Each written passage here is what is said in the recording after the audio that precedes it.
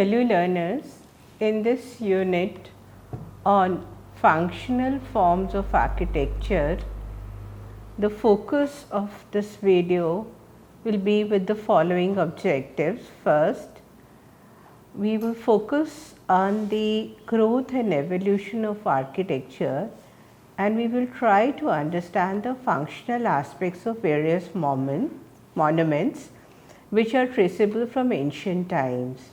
After going through this unit, you will become aware about the functional utility of numerous monuments spread over time, relevance of a monument for its society, and importance of a particular kind of architecture prevalent in specific regions. Learners, architecture is an art and science of building construction. As a science, it develops various methods and techniques by which open space can be covered for different purposes.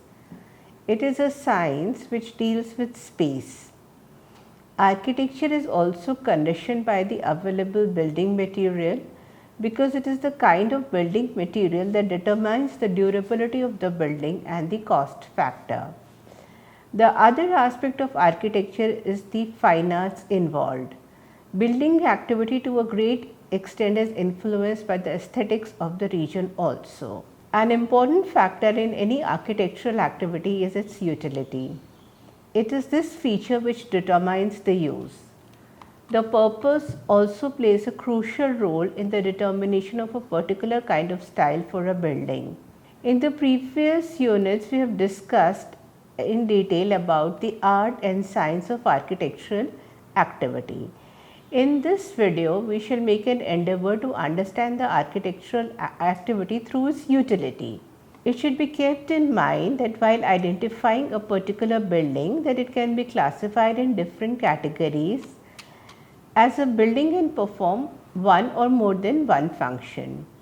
So, in this unit, we have classified the architectural activities into 5 categories. These are first residential, second religious, third ceremonial, fourth strategic, and fifth public utility. So, I will be discussing with you all these categories one by one. Now, let us first focus on residential category of architecture. The construction of houses of non-perishable material was confined mainly to the cities in ancient times. Even in cities, like perishable material like wood was extensively used. We have few examples of residential architecture from ancient period, but we have enough textual references available from the medieval period. Apart from the caves used by hunters and gatherers, the first information about residential architecture in India came from Harappan civilization. The settlements of Harappa, Mohenjo-daro and Kalibangan show certain uniformity in their planning. These cities were divided into citadel on the west side and a lower town on the eastern side of the settlement. The average citizen seems to have lived in the blocks of houses in the lower city. Here too, there are variations in the sizes of houses. It could be a single room meant for people who were involved in various works, and there could be houses complete with courtyards and having up to 12 rooms. The bigger houses were provided with private wells also. These houses had much of the plan which was basically related to a square courtyard around which there were a number of rooms. The entrances to the houses were from the narrow lanes which cut the street at right angles. However, during those times, no windows faced the street. This meant that the roadward facing of the houses would be like a row of brick walls. Learners, traditional architecture has evolved over generation in response to the local climate, topography, culture and context. It employs locally available natural material and indigenous construction techniques. So, along with sustainability, it has a cost effectiveness also and a strong aesthetic character. So, we find that this architecture is so beautiful and so well designed that today many of such places are prominent attractions as far as local tourists are concerned. So, now let us look into the kind of material that we used in those times as far as the housing was concerned. Traditional architecture employed locally sourced natural material as they were easily available, economically also, and also climatically they were more suitable. Also, they had a very low carbon footprint due to negligible transportation cost. Such material also harmonizes well with the natural environment of the location. So, we have stone, bricks, mud, wood, lime and thatch, which were most widely used material depending upon the availability in a particular region.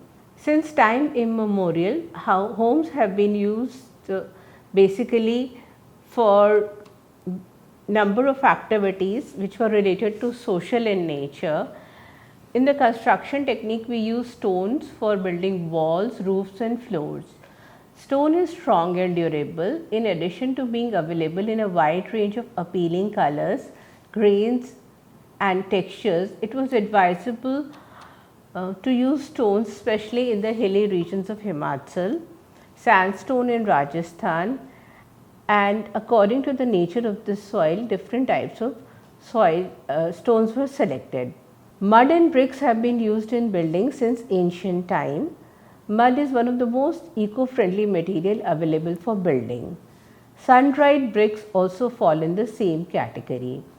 Burnt bricks have added strength and a concept of permanent nature that made them popular since the time of early civilization. Brick building and structure have stood for centuries, which bear a testimony to their durability. So, learners, we find that bricks were widely used for construction even today. Building with muds, however, has become obsolete. Some of the organizations are trying to revive the use of mud in contemporary architecture. However, it depends upon the time of the construction, the place and the location, which actually influences the factors in the selection of the construction technique. Lime was used in the building before the advent of cement. Lime, mortar and plastic can actually save consumption of cement without loss of any strength. Lime wash is also healthy and it's an organic option for painting instead of using synthetic paints.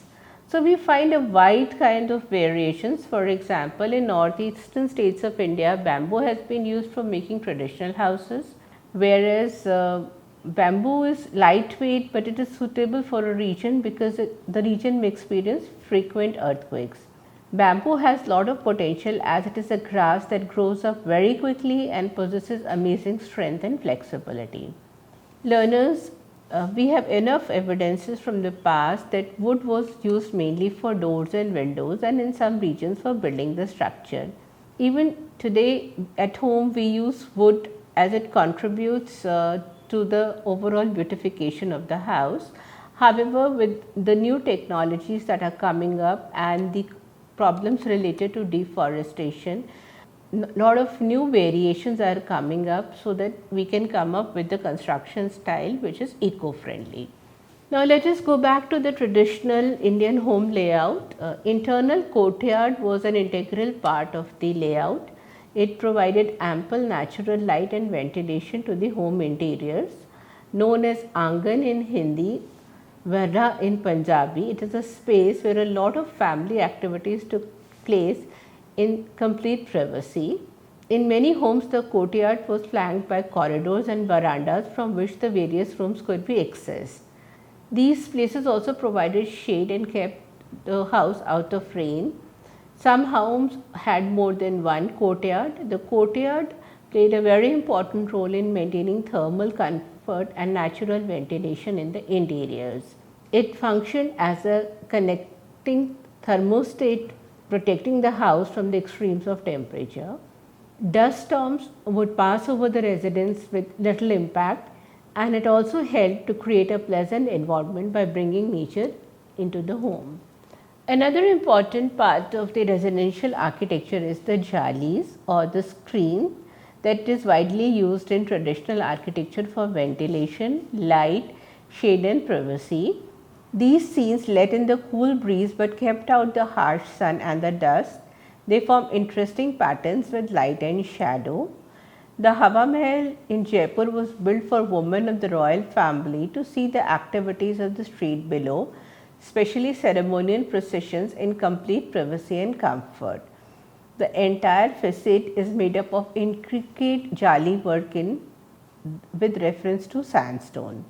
Mughal architecture also made use of beautiful jalis in marble and sandstone for palaces and pavilions. Using jalis along with water feature was extremely effective in reducing the summer heat. Therefore, even today, lot of architects use jalis in their designs and have experimented with various forms of jalis such as brick jalis in number of projects. Another important aspect of a traditional home in India was the veranda. It is covered and partially enclosed structure attached to the house. Traditional homes usually had a veranda at the entrance to receive guests. These provided shade and kept the house outside the preview of the hot sun. The veranda forms the transitional space between the home interior and the external environment, and thereby connected the house with the nature. We find, for example, in traditional Kerala homes, in addition to the front verandas, we have verandas on the side also. They protect the house from the summer heat and heavy monsoon rains.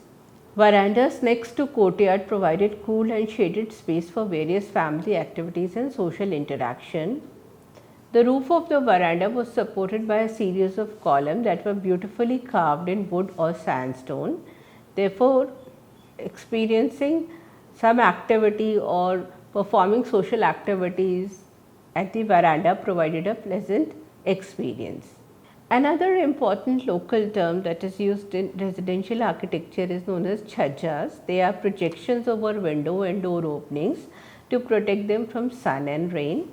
They may be slopy or horizontal and can form a protection all around the openings like a jharoka in Rajasthani architecture.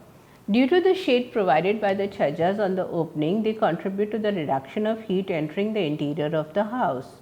In the tropical climate, sloping overhangs have been traditionally employed to keep out of the heavy monsoon rain. Similarly, these chhajjas are used in the area also where we receive heavy snowfall.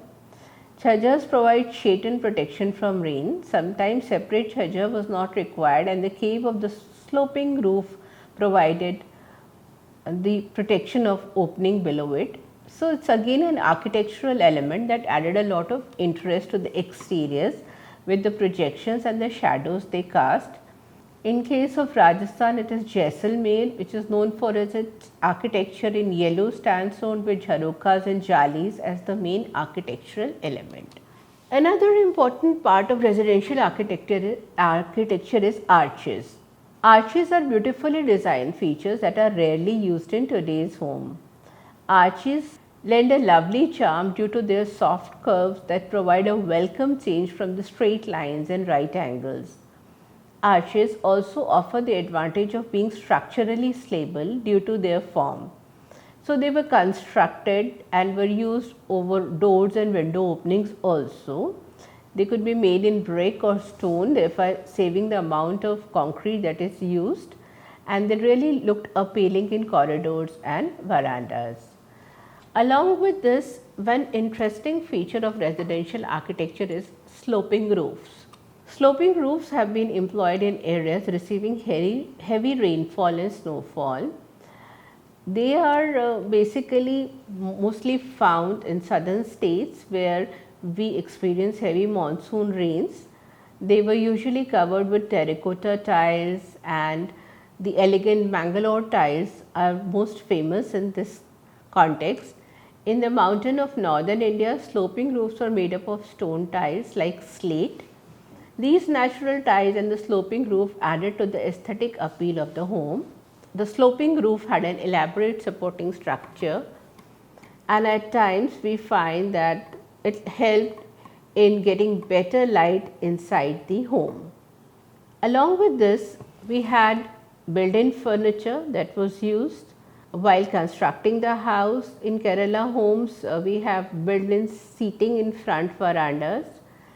It was used by the family members for entertaining guests. We had few wooden swings in the verandas of South Indian homes as well. So, we had shelves and cupboards for storage and displays. They were also used to keep the diyas or lanterns at night, as they would not get blown away by the wind. The built-in furniture was extremely durable and was saved on the woodwork. So, we have these furniture which was basically planned at the time of the construction of the house. There are changes in the technology of residential housing, and we find lot of new forms of residential architecture from 13th century AD. Mostly they were palaces of kings and nobles. The most spectacular palace architecture is that of Rajputs. They had lot of experience and they were familiar with the local soil, the material available, as well as they extended lot of patronage to provide good architectural form and develop grand palaces.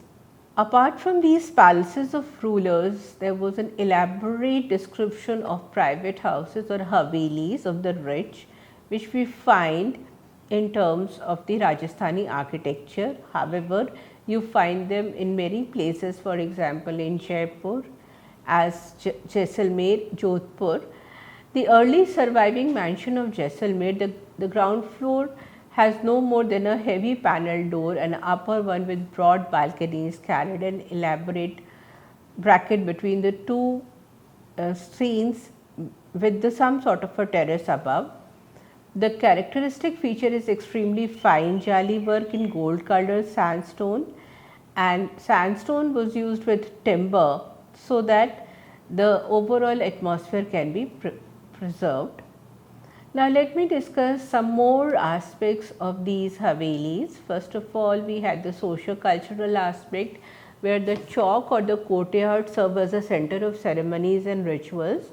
The holy tulip plant was placed there and worshipped daily to bring prosperity to the home. The chowk from time to time divided the area for men and women by enabling them more privacy. These havelis were built according to the local climate. Air circulation was caused by temperature changes throughout, and the natural ventilation of the building was well developed.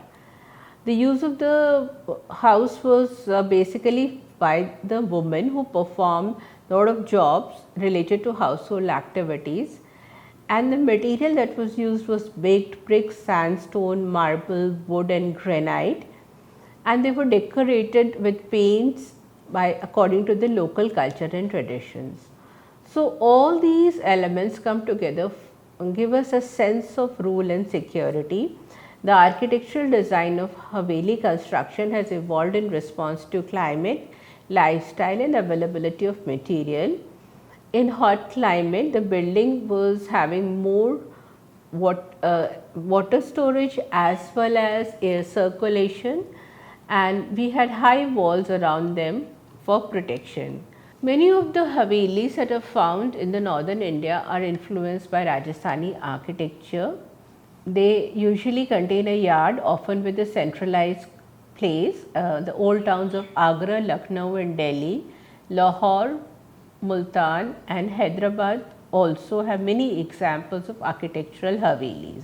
Now, in terms of the havelis, we find that this concept was well developed by the Vaishnava sects also, and we find that havelis in Gujarat are also remarkable for their paintings, image of gods and animals, and also some of them depict the scenes of British colonization also.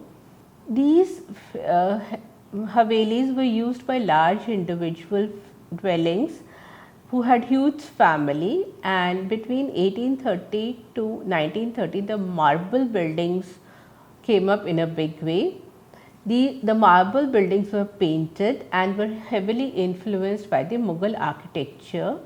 They were symbol of homes for large families. They provided security and comfort, and it was a closed system which had a major gateway.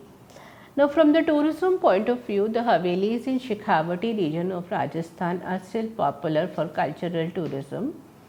These Havelis are maintained usually under the Government of India Heritage Hotel Promotion Scheme. The towns and villages of Shekhawati are famous for their beautiful painting work on the magnificent Havelis, which is an important tourist attraction. Along with this, as I shared with you, the Havelis in and around Jaisalmer and Jodhpur are also very impressive and are a part of tourist attraction. They are basically refined houses of wealthy merchants of Jaisalmer or an adjoining area. We find extravagant sculpture with reference to sandstone and a lot of paintings on these structures. So, they are characterized again by frescoes in balconies or jharokas. After understanding the Rajput style of architecture, let us now move to the architecture that had emerged during the time of the British. Several European powers such as British, Dutch, Portuguese and French invaded India and introduced their native style of architecture to the region they ruled. The influence of the Portuguese style of architecture could be identified in the evolution of housing typology of Goa and Daman and Diu, which was basically made up of the various influences of the European region. The houses were painted and the color was made up of natural dyes. The residential area also exhibit large porches. The French had established their society in Pondicherry and some other parts of Malabar coast and parts of West Bengal. They used local resources and material for construction, took into consideration the climatical conditions of the site and supplemented the composition with their native style of architecture. So, we have a Franco-Tamilian housing style. The Dutch influence was mild as compared to the Portuguese and the French and could be found in the parts of Kerala and Gujarat. We had extensive timber framework, tilted sloping roof and open verandas. However, a major shift in the evolution of housing and settlement in the country took place during the British rule because of the changes in the trade system and new cultural settings. Initially, the Britishers introduced their conventional bungalow, a one-storied structure built from brick and given a white plaster finish having a sloping roof. The bungalows were also used for housing to be provided to government workers and people higher in the hierarchy in the British administration. Later, with the increase in trade, there was also a development in the infrastructure, as we find that new cities emerged such as Mumbai, Chennai and Calcutta, which led to the growth of urbanization. We know that there is a large scale migration of people from rural areas to these cities for better job opportunities and lifestyle. As a result of it, we needed more residential spaces. So, the open spaces and the verandas around the bungalow started lessening, and the length and the width of the bungalow also was limited. So, we came up with an apartment system, and I think you all are aware about multi-storied apartments today. Some of you probably live in these apartments and they are influenced by the Indo-Gothic or the modern style of architecture. Along with this, we have number of colonies which are built up by the government and they are maintained by the government for the middle income group of the society, and also for the various other groups of the society. The government is coming up with its plan for developing housing or residential architecture in a sustainable way. In such cities such as Mumbai, where you have lot of rural migration, the concept of chawl, a housing typology known as an area where number of people could live together in a kholi or a room as a tenant, connected by a single passage on one side of the structure and having shared sanitation facilities per floor. So, we find lot of changes today in the building architecture of India. We are focused on generating new housing facilities for the citizens. The government has also come up with various schemes and are giving subsidy to the people.